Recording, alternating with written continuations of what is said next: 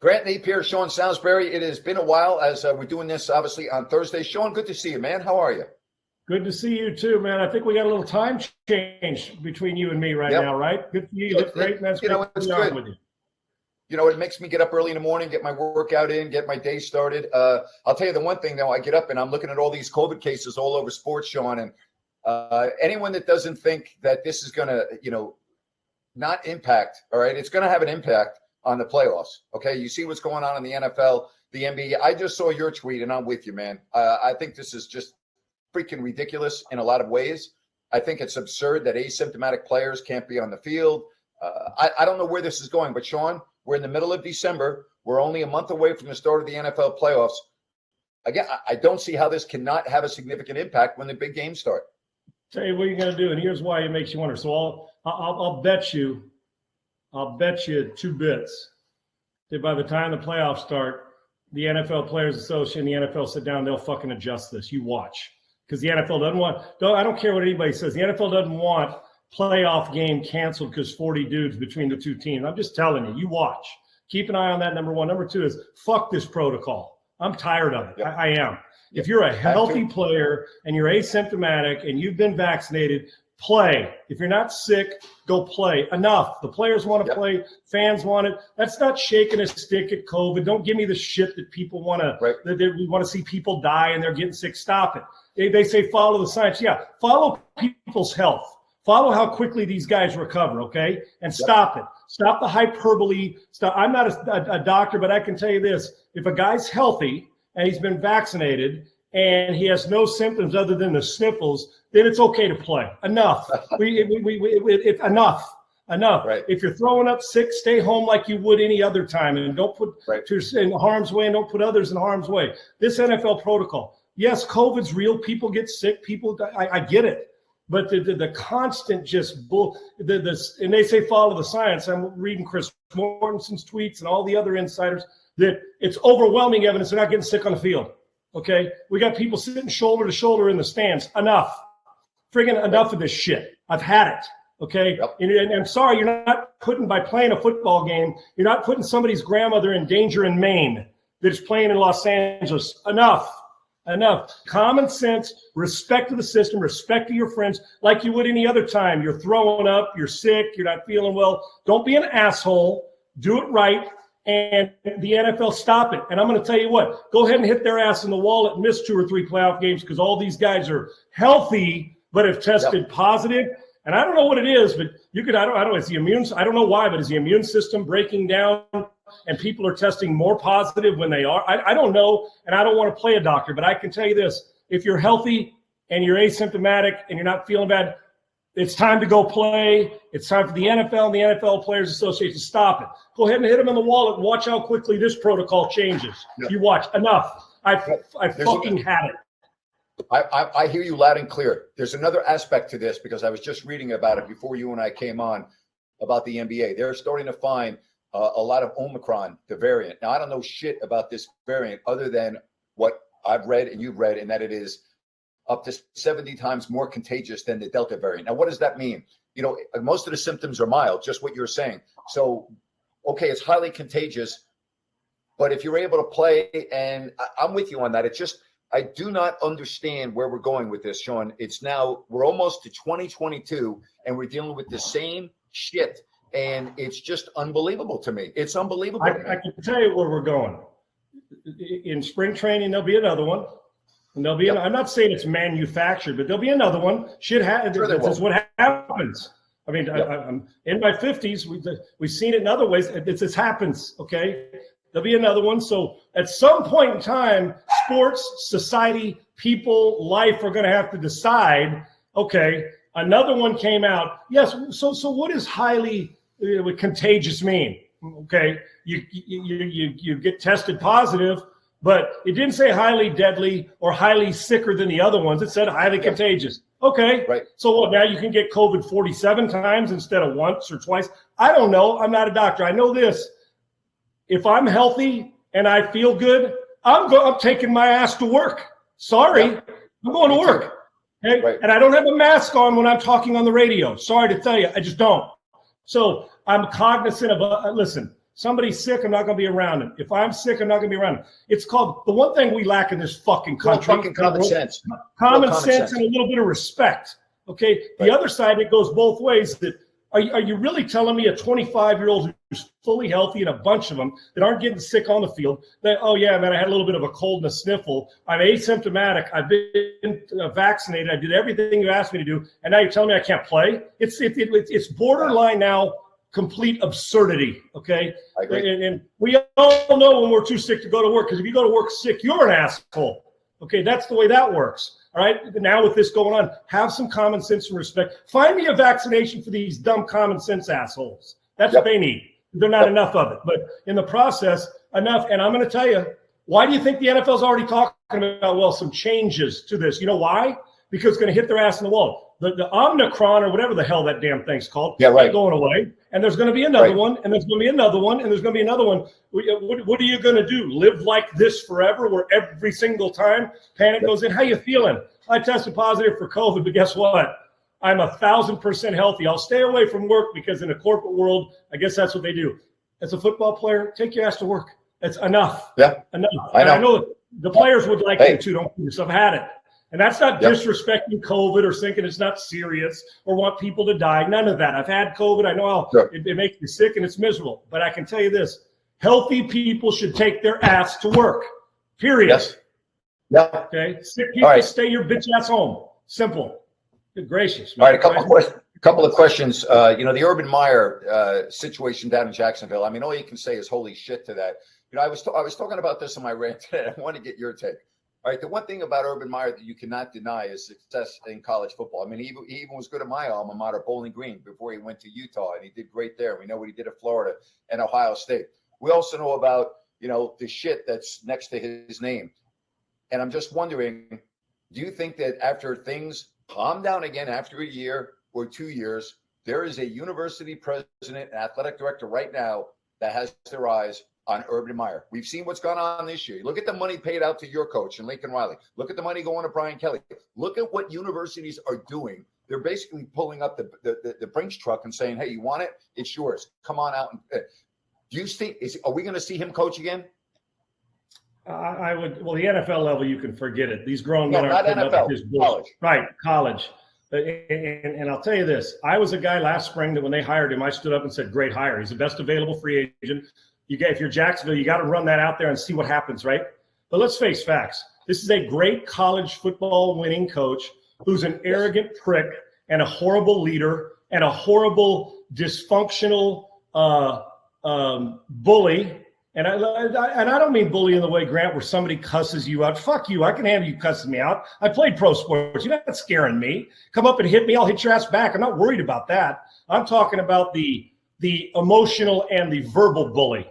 The constant grind. And those things don't bother. Listen, you've cussed me out a million times. But we've gotten to the point the landscape doesn't allow that. And grown men don't like it. And real men don't allow a guy to do what Urban Meyer did to people in that building, supposedly. And when there's this many people saying it, and Shad Khan didn't get to be a billionaire by being somebody who didn't do his due diligence. He's a smart man. Listen, I would have hired Urban Meyer, and I'd have fired his ass too. So somebody who hires him is going to be somebody who's like-minded thinking, cares about winning, doesn't give a crap about how Urban Meyer's leadership. Urban Meyer preaches all this leadership stuff that I bought into from him. I did. And then turns right around and he's the worst leader in the building. He's the fraud when it comes to telling people, and a phony when it comes to here's how you're supposed to lead, and here's how you're, the way that the trust factor and the culture and everything that he preaches is what he's not.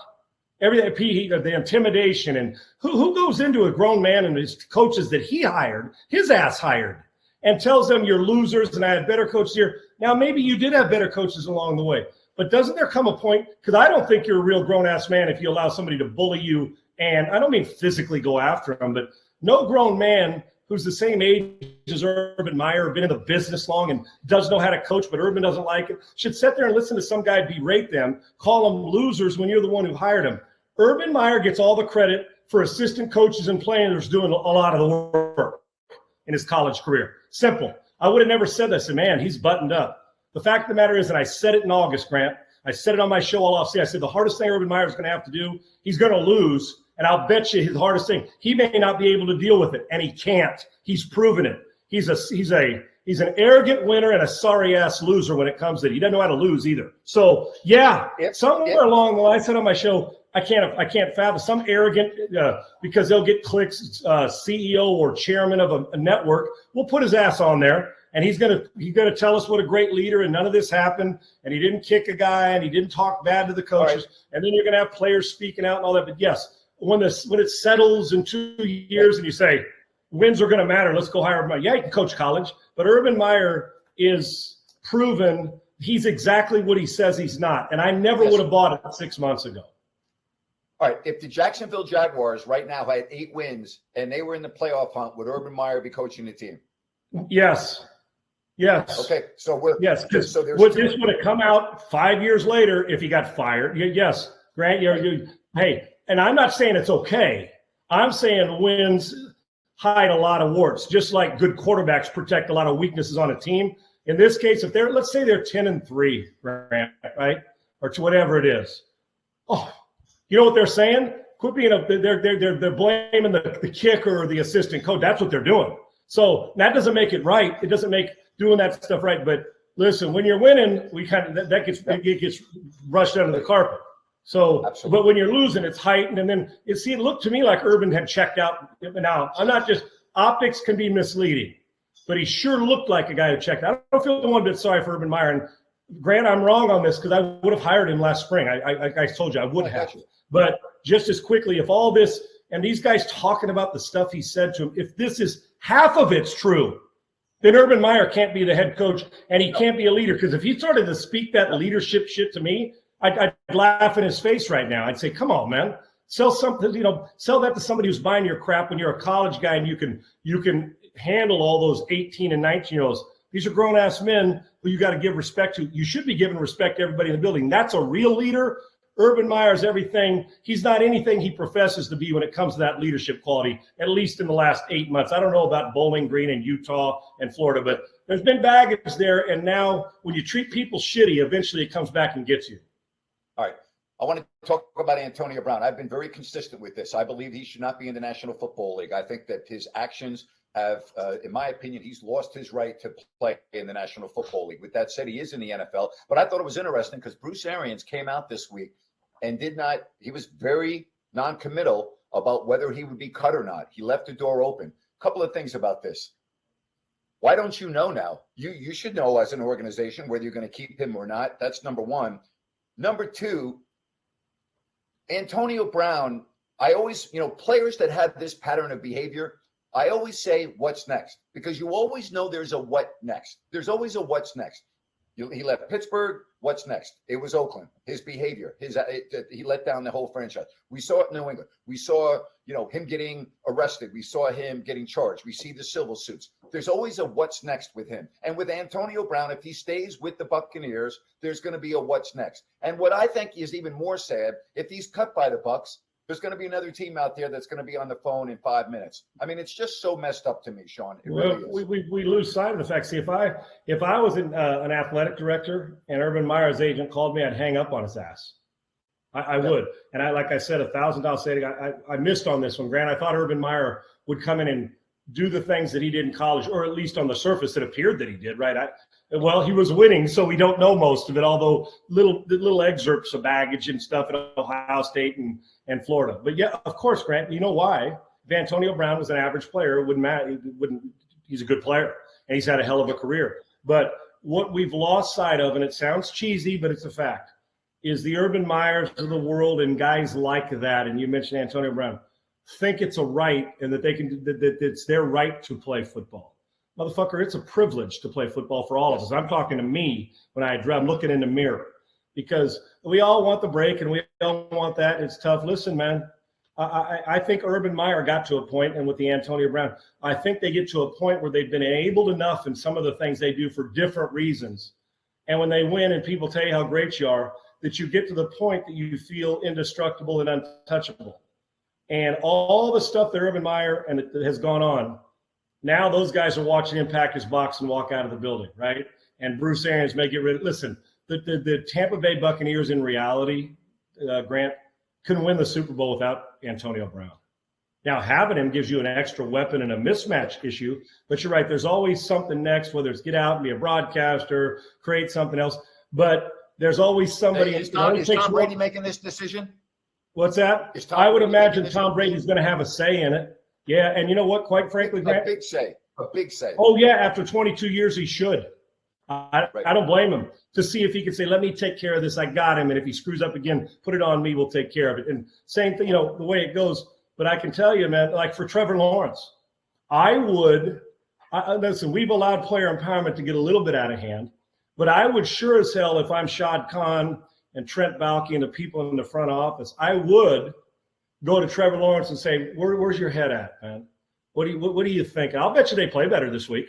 No toxicity. Yeah. They feel a little freer. They're not walking on eggshells. They're not having some guy tell them how shitty they are as professionals and coaches and players. Sure. And that's not like that they're soft.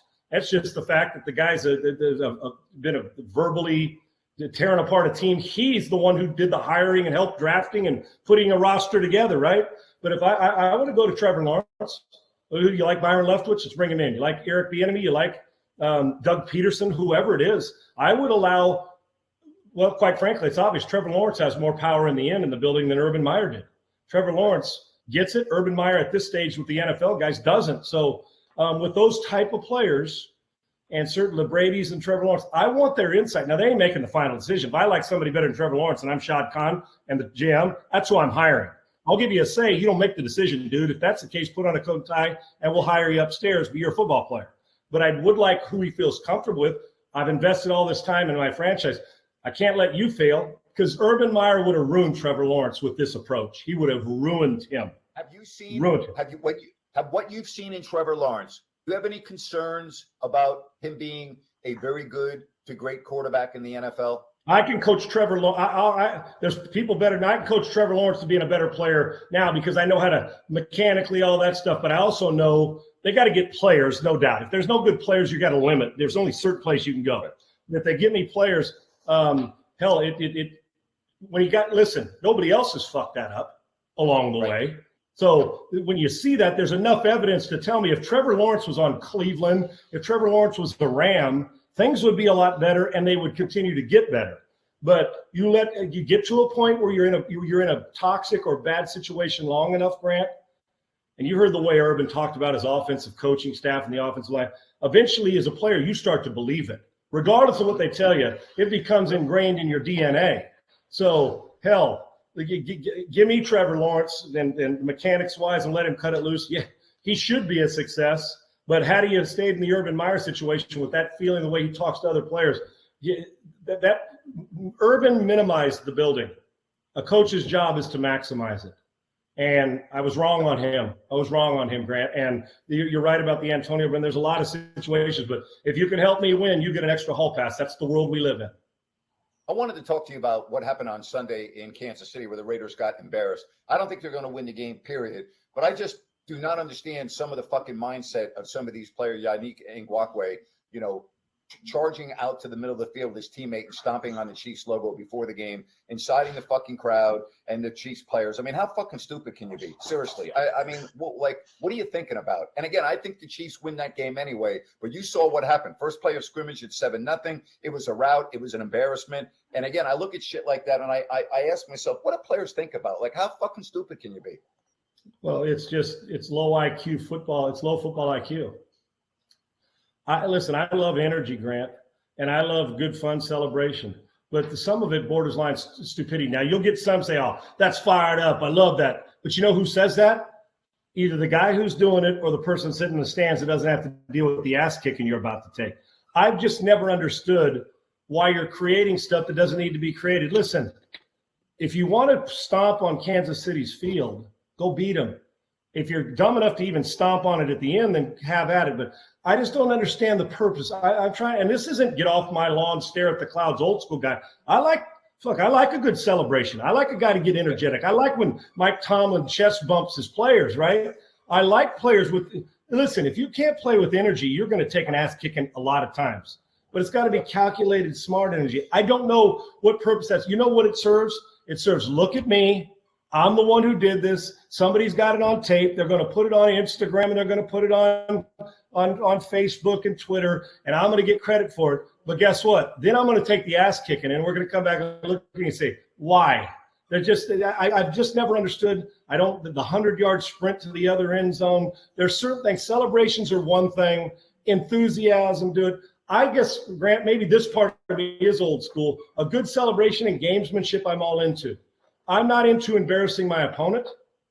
Unless it's the win, we win 60-3. I'm okay with that if we're playing better than them. But I'm not. I just don't get I don't get what goes through their mind. If they spend as much time planning their fucking celebrations as they did, planning their game plan and preparing for a game as much as they did stupid ass stuff like that, they may have a better chance to win. I'm talking about all players. Any of us, we've all got out of our zone and done stupid shit. And I look back and said, why?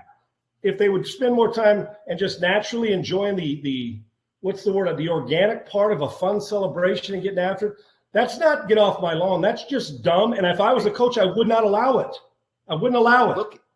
Look at the Super Bowl 3 years ago in the fourth quarter when the 49ers did their huge fucking celebration defensively in the end zone. Oh, yeah, and by the way, it wasn't a touchdown. The fucking play was called back, which really changed the momentum of that game. I'm not saying that's why the 49ers lost, but shit like that does not help your cause. It's just stupidity. And I'm with you on that. I see that type of stuff, Sean, and it drives me freaking crazy. I don't like disrespecting my opponent, Grant. I never have. Hey, if you got to get in a good, you got to defend your teammate and battle him, go ahead.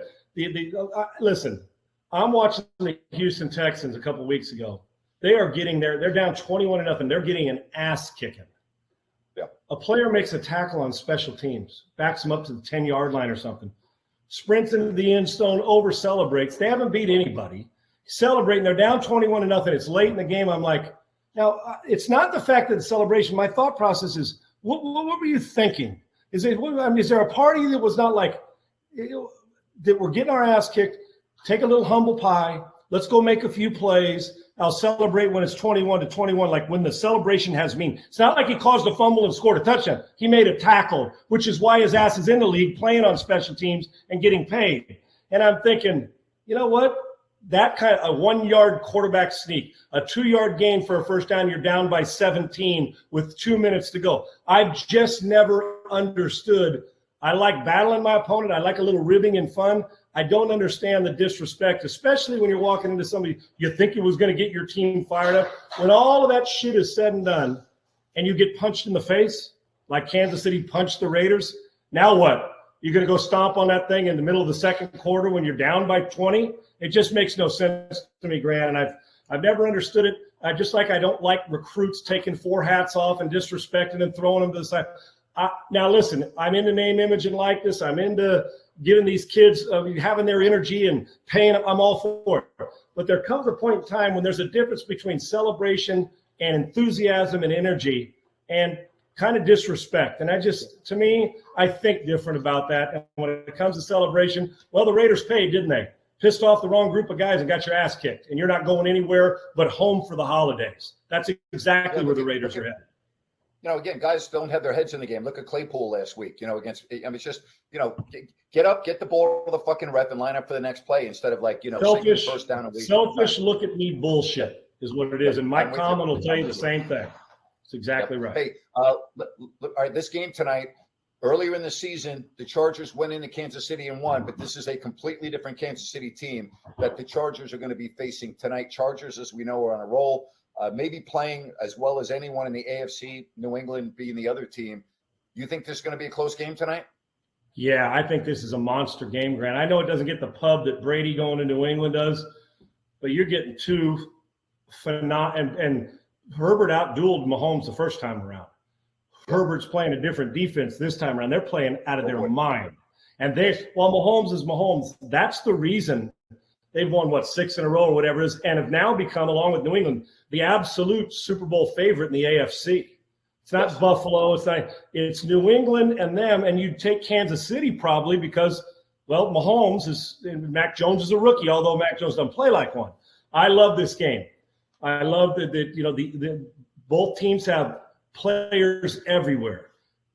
Grant, games like this come down to, do you kick a field goal in the red zone or do you score a touchdown? If I score a touchdown and you kick a field goal and that happens twice, it's 14-6. Now you're chasing, right?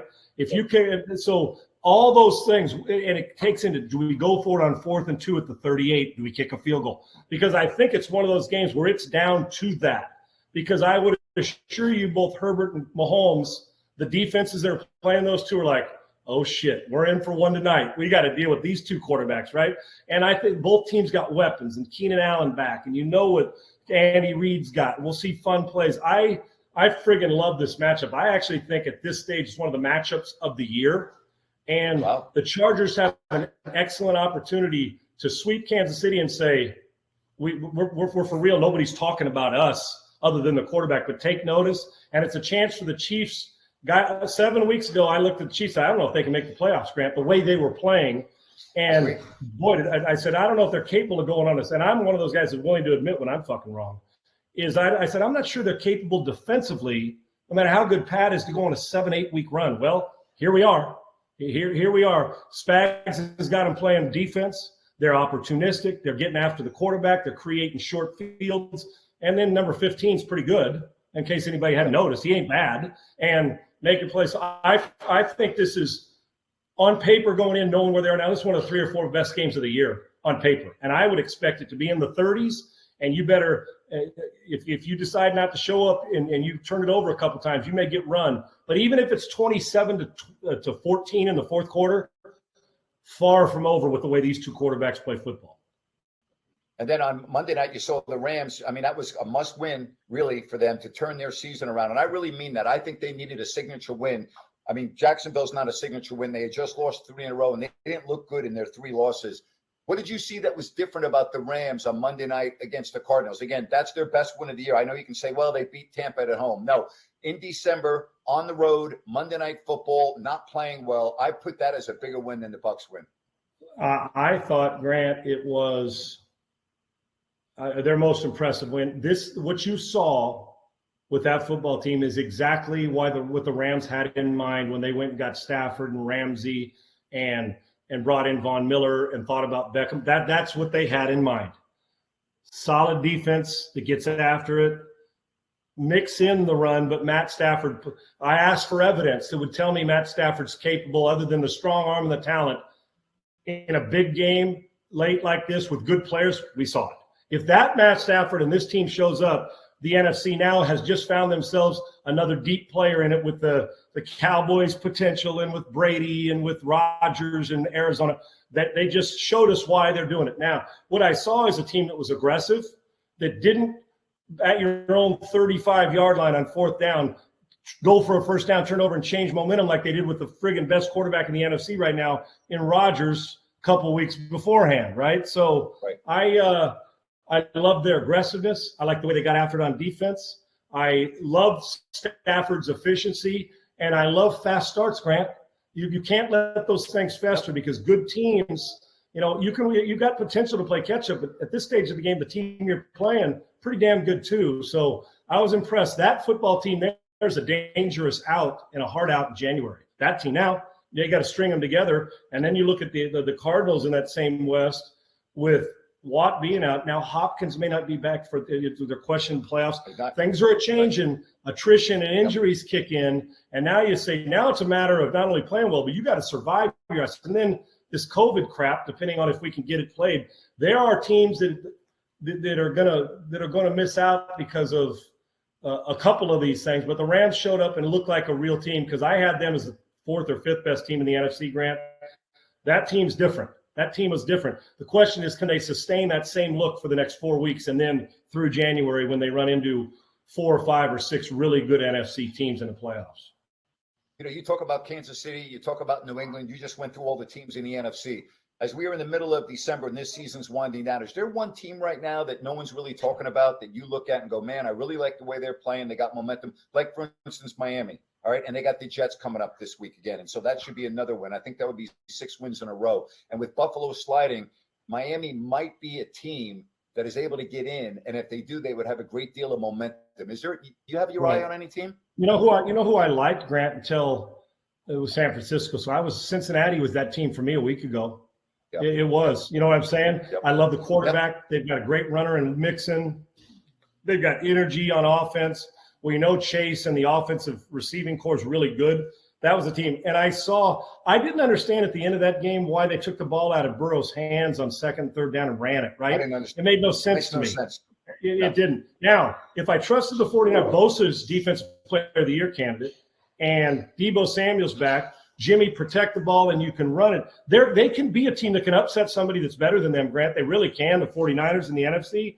Although I don't know if they're high-powered enough to get into a major shootout 2 weeks in a row, right? So but Cincinnati would have been that team for me. I don't know if I trust Baltimore's overall passing game and Lamar's ankle. If you take away Lamar's injury, his ankle, and you limit him to being able to stretch the field with I'm concerned about them. I don't trust the Browns' consistency. I'm sure you don't either. Buffalo is just falling. One of their wheels has fallen off. I'm not into them. Then I'm thinking of the NFC. Okay, can the Minnesota Vikings be that team? They're loaded with talent, but history tells us the quarterback may not make those throws in January that he's made during the regular season, right? So, Grant, I don't see one team. I think the Bengals are dangerous to win a game or two because of their quarterback and their weapons. But I don't see a team in the NFC of those five, the big ones that we talked about. I don't see the 6th seed or 7th seed posing much threat to Brady and Rodgers and that group in the NFC. I just don't. I don't either. I'm going to add a team, and it's only if they win this week. If the Colts beat New England this week, if the Colts win this week at home against New England, just keep an eye on them. That's all I'm going to say. Just keep an eye on that team. I think you're spot on. I can add both of those teams in the AFC South. If Derrick Henry finds his way back in the postseason, because Jonathan Taylor is a friggin' monster, right? We know how good he is. Carson Wentz rounding into form. They're active. They got big plays. Carson Wentz. Yeah, I actually, now that you pointed out, Colts, and if Henry makes his way back and Tannehill protects it, those two teams probably in the AFC, you could blink and say, they beat this team, they beat this team. Now they're a step away from the AFC Championship game. You're damn right I can see it. Some things have to happen, but you're right. I actually think the Colts are just kind of plodding along and flying under the radar. Because, Grant, they're set up for January. Why their defense gets after it, but their running game shortens games, and Jonathan Taylor can take over a game. We know what Henry can do when he plays, right? So, I think the AFC South, if I was going to pick those, I like the Bengals, but the AFC South, those two teams there, because 5 weeks ago, 4 weeks ago, a month ago, the number one seed in the AFC was the Tennessee Titans.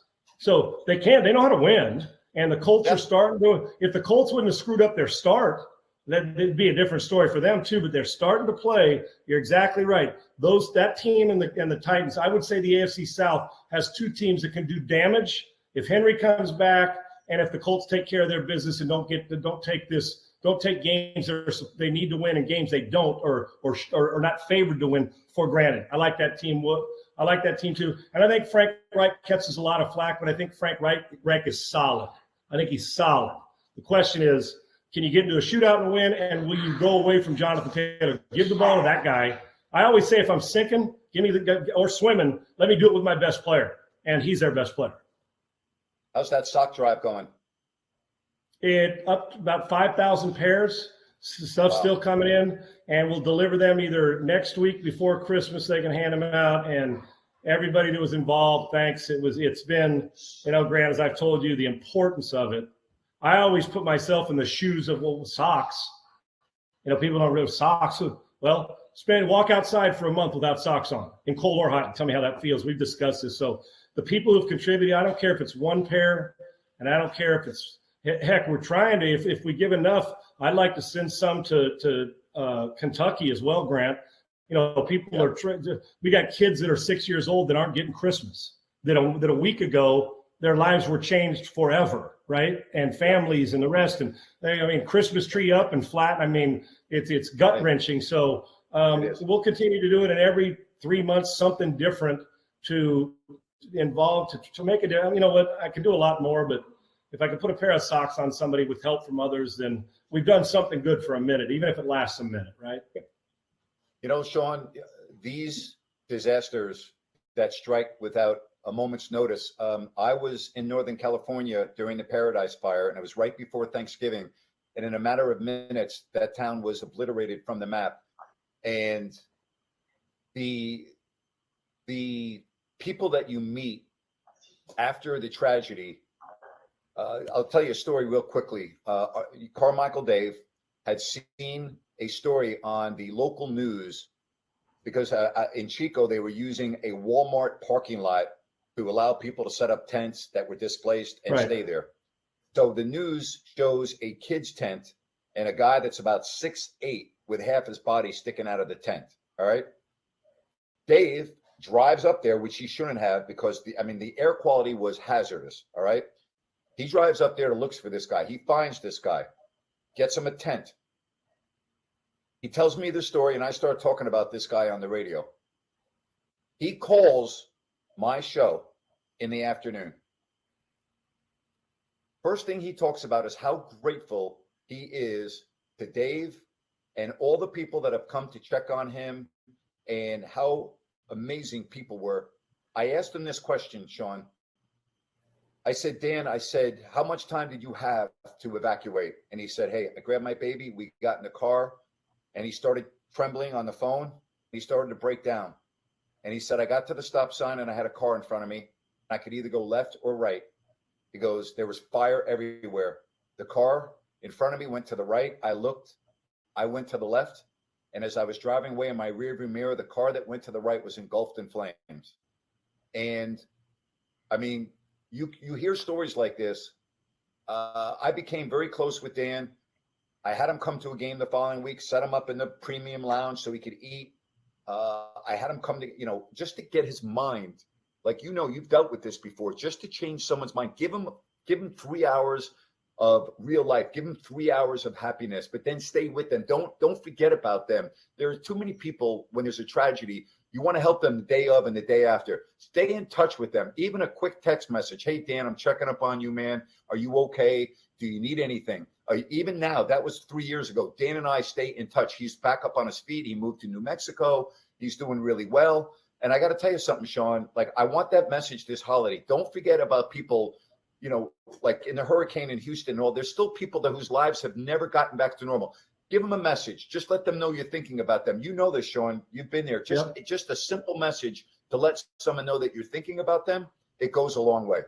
Grant, I love this story. I hate how you had to do it, but I love how you did it and how Carmichael Dave, because that guy, I'll be honest, I at times, Grant, lose, and I'm sure you do too, I lose faith in humanity sometimes. I do. Yep. And we're looking for something to restore. Sorry, I got something in my eye. I'm going to put this in. We do. And that man there, who I'm sure was like, how is this happening?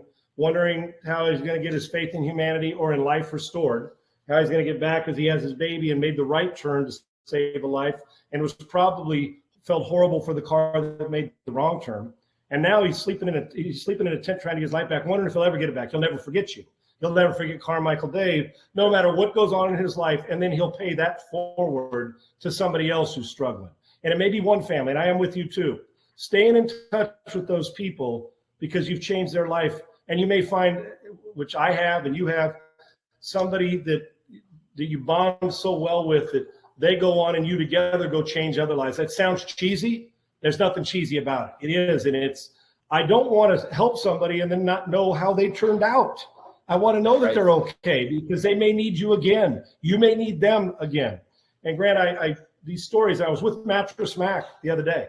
He came into my studio, the Jim McInville, who does all the Mattress Mac, who does all the,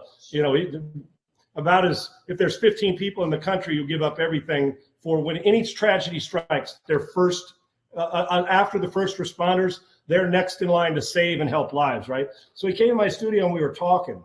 And he was right there in the middle of, as we all were, that hurricane that hit us. And like you said, destroyed lives. He's letting people lay and sleep on mattresses for weeks that are displaced, right? And he said, Sean, you know this, and we were doing the thing because he's putting together all these trucks and they're rating everything and truck after truck after truck to drive to Kentucky to aid these people. That's who Mattress Mac is. And he looked at me and goes, Sean, one thing, we were in this hurricane. He goes, the difference is while flooded and, you're trying to find power and all that, you still a lot of times still had a roof over your head. He goes, pancake, everything's fine. You have nothing. That in Kentucky they have nothing. The tornado hits and flattens everything. And he made a good point that even the simplest thing, a bag to move your picture, or the picture that was found 150 miles away in Indiana from a tornado that was wide and that killed everything in its path. I mean, when I talk about house flattened, 200 miles. Imagine that horror for that long. And so, Grant, it hit me, and I'm like, man, how I think about, and I put it even, I think some of these families went to bed, and you know the horror that at dark when you can't see, right? It's nighttime. And you go to bed that night, your kids, you decorate a Christmas tree, and you're 10 days away or whatever, thinking, man, I'm so excited for the Christmas. And in a matter of minutes, your kids and you, not only do you not have Christmas, you got nothing. And you have zero idea where you're getting it from again. And everything they get comes from somebody like you or Mattress Mac, who are spending their time at the holiday season trying to give a kid a Christmas, a gift card, so he can have, so he believes that Santa Claus still delivers, right? So I get emotional with that because I was ashamed of myself because I was pissed that morning. I was late for something, and you know, I don't even remember what it was. And I said, damn, I'm running a little bit late. And I wake up and I'm thinking about this. I'm thinking, Sean, how dare you? Bitching and complaining. I was bitching and complaining for an hour that morning to myself. And then I stopped for a second and said, good gracious, Sean. Man, so I was ashamed. I got to do better. But that story, Mattress Mac, it's good stuff. And Grant, I don't remember half the shit I do that in my career, what a great show we have and that. But I do remember when somebody's done something for me, or when I did somebody for something else that you expected nothing in return, and you changed a life. I can go on and spew sports shit all day long, but somebody who deserves a gift card, or a kid or a family that's going to have a ham made for them so they can eat, or a turkey. I know it sounds kind of, oh, Sean, but it's true. And if you've been around people that are going through that, as you have many a time, I feel far better. And I've asked many a times, I've been asked, when you hit your rock bottom, what did you do to get out of it? Aside from a lot of prayer and good friends, it's simple. I immersed myself into helping others that had it worse than I did. And when I did that, after slapping myself in the face and realizing what an ingrate I was at times, how important it was to make a difference for them. So when in doubt, immerse yourself with others. It'll be the best Christmas you ever had. Best Christmas you ever had. Best feeling in the world. There's no better feeling in life than when you're going through a tough time is helping somebody else's out, somebody else's life who has it worse than you. It is the best feeling. I think any person, and most people would tell you that. I agree. And you know what? Don't let social media and, paint us in the way that most people are really good. Most people, most people care about others. I just wish, I don't like tragedy happening, but man, when you look around and say, this person drove from California to Kentucky to help them out, right? And you say, now that's a good thing. And I just wish we were like that all the time. I know that's fantasy world, that when people just needed a simple phone call, and Mac made a good point, Mattress Mac, too, about the mental health. The mental health some of these folks are going to go through, not just the physical, the mental health that's going to have lasting scars for a long time, that need somebody to put their arm around them, need to take them to a ball game, need to let them know that, man, I got you. Christmas is going to be okay. It's going to be fine. So, like I said, I'll spend a lot of money, and I don't know where I spent it, but I can damn well tell you, I know when somebody's made a difference in my life and made me feel better. I know that. Enjoy the game tonight, buddy. Have a great weekend, all right? Fine. Are we on next week for doing one before Christmas, maybe on Tuesday? Yeah, let's do it on Tuesday. My man, it's so great to hear from you. I always love your stories, and you've got a huge heart, and you can be a prick too, and I love that about you. That's me and you both, brother. Hey, that's my guy. I got one word to say to you. Ditto. Oh, I wear it well too, brother. The prick thing especially. There you go. Appreciate you, my man. Have a great one. Enjoy the game tonight too. Yep, thanks.